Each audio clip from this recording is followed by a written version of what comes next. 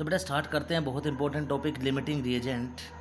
तो limiting reagent जैसे नाम से ही पता चल रहा है जो लिमिट में प्रेजेंट हो, यानी केमिकल रिएक्शन के अंदर ऐसा रिएजेंट या वो रिएक्टेंट जो कम्प्लीटली कंज्यूम हो जाए या सबसे पहले कंज्यूम हो जाए उसको हम क्या बोलते हैं, लिमिटिंग रिएजेंट। और जो दूसरा रिएक्टेंट होगा या रिएजेंट होगा जो कम्प्लीटली कंज्यूम ना हो उसको हम बोलते हैं एक्सिस रिएजेंट। अब इसको समझने के लिए एक स्टोरी अपने दिमाग में बिठा लीजिए। सपोज़ करो आपकी मम्मी ने आपको एक रेसिपी सिखाई चाय बनाने की, ठीक है ना। चाय बनाने की रेसिपी क्या है, आपकी मम्मी ने आपको सिखाया कि 1 कप दूध में जब 50 ग्राम चीनी डालेंगे तो 1 कप चाय बनेगी। किसके लिए? एक इंसान के लिए, एक आदमी के लिए, ठीक है ना। अब आपके घर पे सपोज करो 1 कप दूध प्रेजेंट है और 100 ग्राम चीनी प्रेजेंट है, ठीक है ना। तो 1 कप दूध है और 100 ग्राम चीनी है, तो इससे चाय कितने बंदों के लिए आप बना सकते हो? सोचो ज़रा भाई। चाय की रेसिपी आपकी मम्मी ने आपको क्या सिखाई कि 1 कप दूध और 50 ग्राम चीनी से 1 कप चाय बनेगा एक आदमी के लिए, ठीक है ना। और आपके घर पे है 1 कप दूध और 100 ग्राम चीनी अवेलेबल है, तो बताओ कितनी चाय बनेगी? भाई चाय तो एक पर्सन के लिए बना सकते हो ना आप, क्योंकि आपके पास 1 कप दूध है जो मैंने यहाँ पे दिया हुआ है। तो क्या हो रहा है, जब आप चाय बनाना स्टार्ट करोगे तो 1 कप दूध जब चाय बन जाएगी तो जीरो हो जाएगा, ठीक है ना। लेकिन चीनी कितनी बची रह जाएगी आपके घर पे? 50 ग्राम, ठीक है ना। तो चाय कितनी बनाई है आपने मैक्सिमम कि 1 कप दूध और 50 ग्राम चीनी से 1 कप चाय आपने बनाई एक आदमी के लिए। तो आप क्या देख रहे हो यहाँ पे कि जो दूध है वो कम्प्लीटली कंज्यूम हो गया, तो इसलिए हमने इसको क्या बोला, लिमिटिंग रिएजेंट। लेकिन 50 ग्राम चीनी आपके घर पे भी रखी हुई है, उसको हमने क्या बोला, एक्सिस रिएजेंट, यानी चीनी अधिक मात्रा में प्रेजेंट है घर के ऊपर। तो जो रिएजेंट सिमिलरली केमिकल रिएक्शन में जल्दी कंज्यूम हो जाए, पहले कंज्यूम हो जाए, उसको बेटा हम लिमिटिंग रिएजेंट बोलते हैं। और जो पहले कंज्यूम ना हो, कंप्लीटली कंज्यूम ना हो, उसको हम क्या बोलते हैं, एक्सिस रिएजेंट। अब जो प्रोडक्ट बनेगा वो लिमिटिंग रिएजेंट और एक्सिस रिएजेंट में किस चीज़ पे डिपेंड करेगा? वो डिपेंड करेगा, प्रोडक्ट का बनना डिपेंड करेगा हमेशा लिमिटिंग रिएजेंट के ऊपर। जैसे यहाँ पे चाय का बनना, 1 कप चाय कब बन रही है? जब आपके पास 1 कप दूध है, ठीक है ना। अगर 1 कप दूध ना हो तो चीनी रखी है तो चाय तो बनेगी नहीं, ठीक है ना, क्योंकि 1 कप दूध के लिए तो मुझे 50 ग्राम शुगर चाहिए, 50 ग्राम फिर भी बची रहेगी। तो आपके पास जो प्रोडक्ट बनेगा फाइनल वो हमेशा डिपेंड करेगा किसके ऊपर, लिमिटिंग रिएजेंट के ऊपर। तो यहाँ से कुछ पॉइंट मेरे पास आते हैं लिमिटिंग रिएजेंट के बारे में कि हमेशा लिमिटिंग रिएजेंट कहाँ पे निकाल सकते हैं हम उन्हीं रिएक्शन के लिए लिमिटिंग रिएजेंट निकाल सकते हैं जहाँ पे 2 या 2 से ज़्यादा रिएजेंट, मतलब यहाँ पे रिएक्टेंट के लिए मैं यूज़ कर रहा हूँ, जहाँ पे 2 या 2 से ज़्यादा रिएक्टेंट अवेलेबल होंगे, वहीं पर ही हम 2 में से क्या बता सकते हैं कि कौन सा एक लिमिटिंग रिएजेंट है और कौन सा एक एक्सिस रिएजेंट है। अगर सिंगल रिएक्टेंट प्रेजेंट है तो वहाँ पे हम लिमिटिंग रिएजेंट कभी भी नहीं बता सकते। सेकेंड इंपॉर्टेंट पॉइंट यहाँ पे क्या आता है कि वो रिएजेंट, दोनों में से जो रिएजेंट लिमिट अमाउंट में प्रेजेंट होगा उसी को हम क्या बोलेंगे, लिमिटिंग रिएजेंट, यानी जो कंप्लीटली कंज्यूम हो जाएगा। और थर्ड इंपॉर्टेंट पॉइंट यहाँ पे क्या निकल के आता है कि लिमिटिंग रिएजेंट ही डिसाइड करेगा क्या चीज़, कि मेरा प्रोडक्ट कितना बनेगा। तो ये तीनों पॉइंट आपके दिमाग में होने चाहिए और ये चाय का एग्जाम्पल आपके दिमाग में होना चाहिए, तो आप very easily you will solve out the problems की ट्रिक को समझने से पहले सबसे पहले एक छोटा सा एग्जांपल करते हैं। सपोज करो आपके पास है 1A + 1B ने मिलके दिया 1C, ठीक है ना। अब मेरे पास यहाँ पे 2 रिएक्टेंट हैं। सपोज करो A के मोल है मेरे पास 5 और B के मोल है 10, ठीक है ना। तो कहता है कि C जो है वो कितना बनेगा। यहाँ पे ये क्वेश्चन पूछा गया है कि 1 मोल of A when reacted with 1 mole of B it forms the 1 mole of C। तो रिएक्शन तो बैलेंस है मेरे पास, ठीक है। अगर बैलेंस नहीं होगी क्वेश्चन में तो हम उसको बैलेंस कर लेंगे। उसने क्या दिया कि मैंने क्या किया, नंबर ऑफ मोल क्या दिया उसने, ये तो स्टोइचियोमेट्रिक कोफिशिएंट हो गया मेरे पास कि 5 मोल A है सपोज करो आपके पास और 10 मोल B प्रेजेंट है, तो C कितना बनेगा। अब देखो यहाँ पे नंबर ऑफ मोल किसके कम है, भाई रेशो तो 1:1 है ना, तो नंबर ऑफ मोल किसके कम है, A के कम है, 5 मोल जल्दी कंज्यूम हो जाएंगे, ठीक है ना। तो लिमिटिंग रिएजेंट कौन सा हुआ मेरे पास, A। तो A के जब 5 मोल कंज्यूम होंगे तो उसी टाइम पे, क्योंकि अब देखो C का बनना किस पे डिपेंड करेगा, लिमिटिंग रिएजेंट पे, तो B के भी कितने मोल कंज्यूम होंगे भाई 10 - 5 मोल, और C भी कितना बनेगा 5 मोल। तो ए यहाँ पे क्या है, इस रिएक्शन में लिमिटिंग रिएजेंट है और यही डिसाइड करेगा कि प्रोडक्ट कितना बनेगा। अब बेटा अगर कंसेप्ट क्लियर है तो कुछ न्यूमेरिकल करते हैं। पहला न्यूमेरिकल है जिसमें मैं ट्रिक भी आप लोगों को बताऊंगा। रिएक्शन है आपके पास 2a + 3b gives the 4c + 5d, जो कि एक बैलेंस इक्वेशन है। उसने कहा कि अगर रिएक्शन में नंबर ऑफ मोल ऑफ ए 10 मोल है और नंबर ऑफ मोल बी के जो है 20 मोल है, तो आप बताइए कि लिमिटिंग रिएजेंट कौन सा होगा, and also find out the moles of C and D, और सी और डी के बनने वाले मोल भी बताइए। तो लिमिटिंग रिएजेंट के क्वेश्चन में बेटा आप लोगों को कुछ स्टेप फॉलो करने हैं। सबसे पहला स्टेप क्या है कि सबसे पहले आप ये पता करो कि ये जो प्रॉब्लम आपको दी गई है वो लिमिटिंग रिएजेंट की प्रॉब्लम है या नहीं, ठीक है ना। तो उसको पता करने के लिए बड़ी सिंपल सी ट्रिक है हमारे पास। सबसे पहले आप क्या करो, SCA यानी stoichiometric coefficient of A divided by stoichiometric coefficient of B। अब स्टोइचियोमेट्रिक कोफिशिएंट ऑफ A कितना है 2, divided by stoichiometric coefficient of B कितना है 3, तो वैल्यू कितनी आ गई 2/3। अब निकाल लो number of mole of A divided by number of mole of B। तो number of mole of A कितना दिया हुआ है 10 डिवाइडेड बाय 50 1/5। तो अगर stoichiometric coefficient of A stoichiometric coefficient of A और बी का रेशो अगर इक्वल है number of mole of A और बी के रेशो के, तो वो लिमिटिंग रिएजेंट की प्रॉब्लम नहीं होगी। अगर नॉट इक्वल टू आ जाए तभी वो प्रॉब्लम किसकी होगी, लिमिटिंग रिएजेंट की प्रॉब्लम होगी। और यहाँ पे इन SCA का मतलब है stoichiometric coefficient of A, SCB stoichiometric coefficient of B, Na number of mole of A, NB number of mole of B. Step 2 में आपको क्या करना है, ट्रिक लगानी है डायरेक्टली कि नंबर ऑफ मोल को जब आप स्टोइचियोमेट्रिक कोफिशिएंट से डिवाइड करोगे, अगर उसकी वैल्यू लोवेस्ट आ जाए, ठीक है ना, बिल्कुल लो वैल्यू जिसकी होगी वही लिमिटिंग रिएजेंट होगा। तो स्टेप 2 हमारा क्या है, स्टेप 1 में हमें पता करना है कि ये जो प्रॉब्लम है वो लिमिटिंग रिएजेंट की प्रॉब्लम है या नहीं।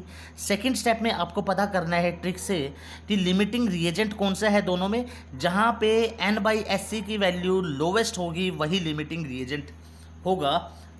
फॉर एग्जाम्पल इस रिएक्शन में जब मैं number of mole of A divided by stoichiometric coefficient of A करता हूं तो मेरे पास 5 आ गया। अगर मैं बी के लिए निकालता हूं रेशो तो 50/3 यानी 16.6 आ गया। तो इन दोनों में से किसकी वैल्यू कम है, इसकी वैल्यू कम है, यानी मेरे पास लिमिटिंग रिएजेंट क्या हो गया, ए हो गया इस रिएक्शन के अंदर। थर्ड स्टेप में आपसे पूछा गया है कि प्रोडक्ट फॉर्मेशन बताओ, तो हमारे पास क्या होगा, सिंपल इक्वेट कर देना है आप लोगों को। Number of mole of A divided by stoichiometric coefficient of A is equal to number of mole of C divided by stoichiometric coefficient of C. तो हमारे पास ए के मोल कितने दिए हुए 10, ए का कोफिशिएंट कितना है 2, नंबर ऑफ मोल सी के निकाल लीजिए, स्टोइचियोमेट्रिक कोफिशिएंट सी का कितना दिया हुआ रिएक्शन में 4, तो नंबर ऑफ मोल सी के आ जाएंगे 20। उसी तरह से हम डी के नंबर ऑफ मोल निकाल लेंगे जो आ जाएंगे 25। तो मैंने क्या कहा कि लिमिटिंग रिएजेंट की प्रॉब्लम में सबसे पहले आपको पता करना है कि ये प्रॉब्लम लिमिटिंग रिएजेंट की है या नहीं। सेकंड स्टेप में आपको पता करना है ट्रिक से कि ये लिमिटिंग रिएजेंट जो है वो कौन सा लिमिटिंग रिएजेंट है दोनों दिए गए रिएक्टेंट में से। और तीसरे स्टेप में आपको फाइंड आउट करना है प्रोडक्ट। उसी तरह से आप क्वेश्चन नंबर 2 देखिए कि 54 ग्राम एल्युमिनियम जब 160 ग्राम ऑक्सीजन के साथ रिएक्ट करता है तो find out the weight of the product. JEE के अंदर पूछा गया क्वेश्चन है। सबसे पहले रफ इक्वेशन लिख लीजिए, जैसे स्टोइचियोमेट्री में हम लोग लिखते थे एल्युमिनियम प्लस ऑक्सीजन क्या देगा, एल्यूमिना Al2O3। अब इस रिएक्शन को बैलेंस करो बेटा, 4Al plus 3O2 gives the 2Al2O3। Now the equation is totally balanced. So सबसे पहले मुझे क्या करना है, मुझे पता करना है कि ये जो प्रॉब्लम है वो लिमिटिंग रिएजेंट की प्रॉब्लम है या नहीं। तो सबसे पहले क्या करेंगे, stoichiometric coefficient of aluminium divided by stoichiometric coefficient of oxygen. Aluminium के और ऑक्सीजन के इनका रेशो निकाल लेंगे, कितना आ गया, इसका जो स्टोइचियोमेट्रिक कोफिशिएंट है 4, इसका कितना है 3, 4/3। अब नंबर ऑफ मोल निकाल लीजिए एल्युमिनियम का divided by number of mole of oxygen, जो कितना आया 2/5। अब 2/5 कैसे आया, एल्युमिनियम के नंबर ऑफ मोल कितने होंगे, वेट बाय मोलिकुलर वेट 54/27 2 आ गया। ऑक्सीजन के निकाल लीजिए 160 डिवाइडेड बाय 32 5 आ गया, यानी 2/5। अब ये दोनों वैल्यू क्या नहीं है, इक्वल नहीं है। अब जब इक्वल नहीं है तो ये प्रॉब्लम कैसी है मेरी, स्टोइचियोमेट्रिक, यानी ये जो प्रॉब्लम है मेरी वो लिमिटिंग रिएजेंट की प्रॉब्लम है। जब बेटा मुझे पता चल गया कि ये प्रॉब्लम लिमिटिंग रिएजेंट की प्रॉब्लम है, तो सेकंड स्टेप में आप बताइए कि लिमिटिंग रिएजेंट कौन सा होगा। तो रेशो निकाल लीजिए, नंबर ऑफ मोल और स्टोइचियोमेट्रिक कोफिशिएंट। एल्युमिनियम के लिए 2/4 1/2 आ जाएगा। उसी तरह से ऑक्सीजन के लिए रेशो निकालिए, नंबर ऑफ मोल और स्टोइचियोमेट्रिक कोफिशिएंट की 1.6 आ गया। तो दोनों में से किसकी वैल्यू कम है? 1/2 कम है। तो लिमिटिंग रिएजेंट मेरा कौन सा है यहाँ पे? एल्युमिनियम। इसका मतलब रिएक्शन के अंदर एल्युमिनियम पे डिपेंड करेगा कि प्रोडक्ट कितना बनेगा। अब फॉर्मेशन ऑफ प्रोडक्ट देख लीजिए। तो फॉर्मेशन ऑफ प्रोडक्ट में रेशो ले लीजिए simple, number of mole of aluminium divided by stoichiometric coefficient of aluminium is equal to number of mole of alumina divided by stoichiometric coefficient of alumina. तो ये मेरे पास कितना है? 1/2 इज इक्वल टू, इनकी वैल्यू पुट कर दीजिए यहाँ पे, और नंबर ऑफ मोल निकाल लीजिए एल्यूमिना का, जो कितने आ गए?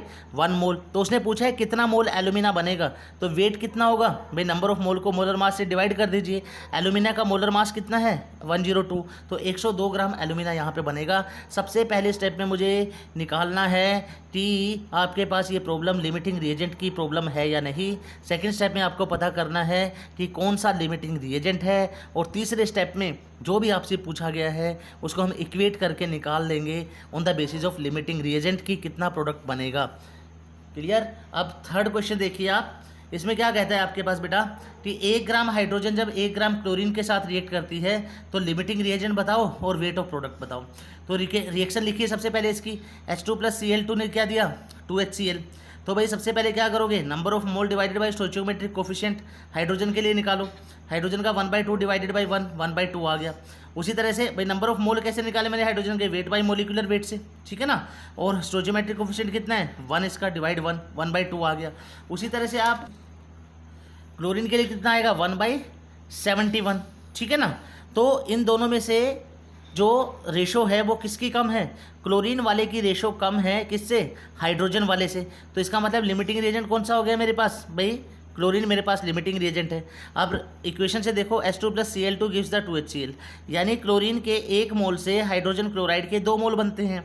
तो मेरे पास लिमिटिंग रिएजेंट कितना है? भाई मेरे पास क्लोरीन वाला है, तो 1/71 मोल से कितना बनेगा HCl? 2 × 1/71, 2/71 मोल। तो नंबर ऑफ मोल मेरे पास HCl के आगे 2/71 डिवाइडेड बाई 71 मोल। तो वेट निकाल लीजिए कितना HCl बनेगा। नंबर ऑफ मोल को मोलिकुलर मास से डिवाइड कर दीजिए, 73 डिवाइडेड बाई 71। उसी तरह से आपके पास क्वेश्चन नंबर 4 कि 3A + 6B gives the 3C + 5D। कहता है कि A के जो मोल हैं अगर आपको 9 मोल दे दिए जाएँ और B के 27 मोल दे दिए जाए तो लिमिटिंग रिएजेंट कौन सा होगा और एक्सिस रिएजेंट कौन सा होगा। तो पहले स्टेप में पता करो कि ये प्रॉब्लम लिमिटिंग रिएजेंट की प्रॉब्लम है या नहीं। तो डिवाइड किया स्टोइचियोमेट्रिक कोफिशिएंट से A के, तो 9/3 = 3 आ गया। उसी तरह से B के लिए मैंने रेशो निकाला जो कितना आया? 4.5 आया। दोनों की वैल्यू क्या नहीं है? इक्वल नहीं है। इसका मतलब ये प्रॉब्लम लिमिटिंग रिएजेंट की प्रॉब्लम है। अब इन दोनों में लिमिटिंग रिएजेंट निकालो। भाई रेशो निकाल लीजिए, number of mole of A divided by stoichiometric coefficient of A, 9/3 = 3। और दूसरे में B के लिए मेरे पास कितना आ गया? 4.5। तो कम किसकी वैल्यू है यहाँ पे दोनों में से? ये कम है 3, तो ये लिमिटिंग रिएजेंट हो गया और 4.5 क्या हो गया? एक्सिस रिएजेंट हो गया रिएक्शन के अंदर। सेम क्वेश्चन उसने यहाँ पे दिया हुआ है, लेकिन उसने यहाँ पे क्या पूछ लिया कि number of mole of product भी बताइए। अब मुझे यहाँ तक के स्टेप सेम है दोनों के दोनों।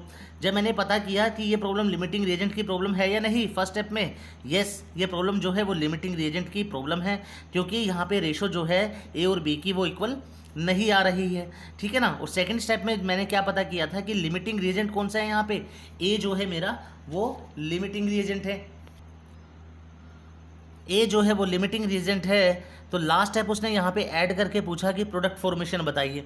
तो मेरे पास पता है मुझे number of mole of A divided by stoichiometric coefficient of A divided by number of mole of C divided by stoichiometric coefficient of C, ठीक है ना। तो वैल्यूज पुट कर दीजिए। नंबर ऑफ मोल C के निकाल लीजिए, कितने आ गए? 9 मोल। उसी तरह से number of mole of D के निकाल लीजिए, कितने आ गए? 15 मोल। यानी इस क्वेश्चन में 9 मोल C बनेगा और 15 मोल D बनेगा। लिमिटिंग रिएजेंट हमारे पास जो है वो A होगा। और ये प्रॉब्लम कैसी है? एक लिमिटिंग रिएजेंट की प्रॉब्लम है। बड़ी आसान होती है लिमिटिंग रिएजेंट की प्रॉब्लम। सबसे पहले स्टेप में पता करो हमेशा कि ये प्रॉब्लम लिमिटिंग रिएजेंट की प्रॉब्लम है या नहीं। सेकंड स्टेप में निकालिए लिमिटिंग रिएजेंट, और थर्ड स्टेप में आप लोग जो आपसे पूछा गया है प्रोडक्ट फॉर्मेशन के बारे में वो आप लोगों को कैलकुलेट करना है। तो कल का असाइनमेंट इसी बेस पे आपका दिया जा रहा है। ये क्वेश्चंस आप लोगों को करने हैं 2। तो बेटा ये सारी प्रॉब्लम्स आप लोगों को करनी है, ठीक है ना, जो हम लोग कल डाउट सेशन में डिस्कस करेंगे। तो हमारे पास फर्स्ट सेकंड से लेकर ये आप लोगों को 5 प्रॉब्लम्स मैं दे रहा हूँ। थोड़ी सी टिपिकल प्रॉब्लम है, लेकिन कंसेप्ट अगर आपको क्लियर हो गया होगा तो आप लोग आसानी से कर लोगे। ठीक है बेटा, थैंक यू वेरी मच।